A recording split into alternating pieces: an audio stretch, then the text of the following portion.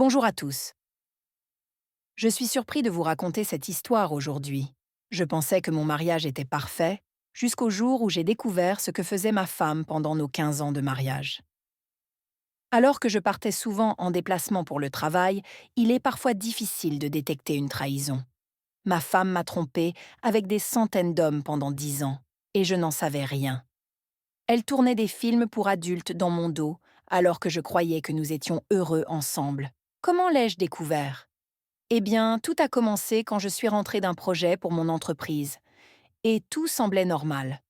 Ma femme m'a accueillie, nous avons discuté comme d'habitude, elle m'a préparé le dîner, et nous avons passé une soirée agréable. C'était la fin de notre soirée. Le lendemain matin, je me suis levée, préparée, et suis allée travailler. La journée au bureau était comme à l'accoutumée, chargée. En rentrant le soir, je suis tombée sur mon voisin, Marc, qui faisait sa promenade. Il m'a salué et nous avons échangé quelques mots. Puis, il m'a demandé depuis combien de temps j'étais rentrée. Je lui ai répondu que j'étais rentrée la veille au soir. Il a alors dit « Ah, je pensais que tu étais là toute la semaine. » Surpris, je lui ai demandé pourquoi il pensait cela. Il m'a expliqué qu'il avait vu de nombreuses voitures garées dans mon allée pendant mon absence. Au début, je pensais qu'il était simplement curieux, peut-être trop. Mais il m'a dit qu'il travaillait depuis chez lui et voyait beaucoup de choses depuis sa fenêtre. Après notre conversation, je me suis mis à réfléchir. Pourquoi y aurait-il eu des voitures dans mon allée? Et pourquoi ma femme ne m'en aurait-elle rien dit? Le lendemain, je n'arrivais pas à me sortir cette idée de la tête. Des visiteurs pendant mon absence, c'était inhabituel. Le soir, j'ai décidé d'aborder le sujet avec ma femme.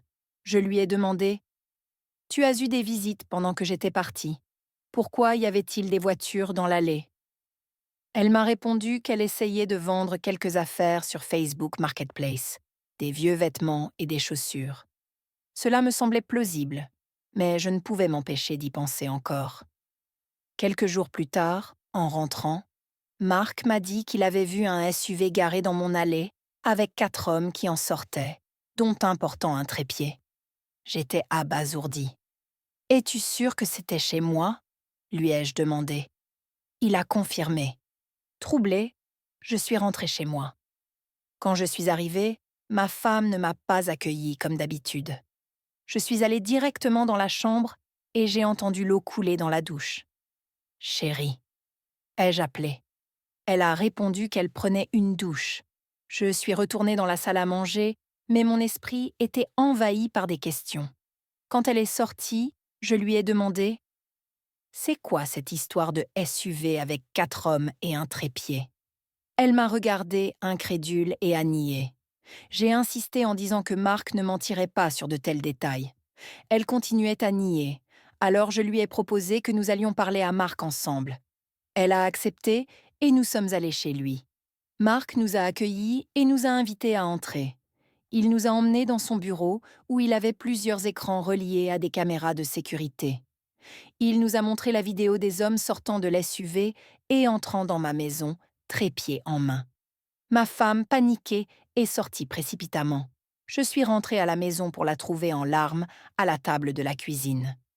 Elle m'a avoué, entre ses sanglots, qu'elle faisait cela depuis 10 ans et qu'elle était désolée de m'avoir caché la vérité. J'étais dévastée.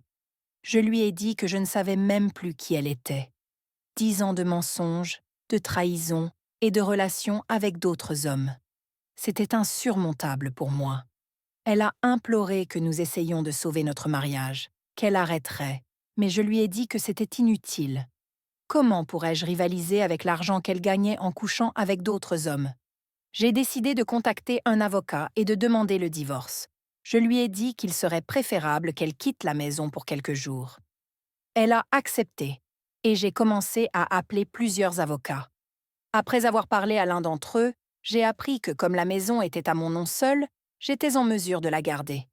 Je lui ai raconté ce qui s'était passé, et il m'a conseillé de recueillir toutes les preuves, y compris les vidéos de Marc. Plus tard, ma femme m'a contactée pour savoir si nous pouvions essayer la thérapie de couple. Je lui ai dit que cela n'avait pas de sens. Elle savait parfaitement ce qu'elle faisait, et elle savait combien je l'aimais. Pourtant, elle a choisi de me blesser ainsi. Si elle n'était pas heureuse, elle aurait pu simplement me le dire. J'ai poursuivi mon plan de divorce. Il n'y avait plus rien à sauver. Elle m'a encore supplié, mais ma décision était prise. Je lui ai souhaité bonne chance dans sa carrière dans le cinéma pour adultes, puis j'ai coupé court à nos échanges. Elle n'avait plus de place dans ma vie. Voilà mon histoire. À l'heure où j'écris ces lignes, je vais voir un avocat demain pour entamer la procédure de divorce. Ma femme continue de me harceler pour essayer la thérapie de couple, mais ma décision est définitive. Je ne peux pas pardonner 10 ans de mensonges et d'infidélité. Merci d'avoir écouté mon histoire. N'oubliez pas de vous abonner à notre chaîne YouTube pour d'autres confessions. À bientôt.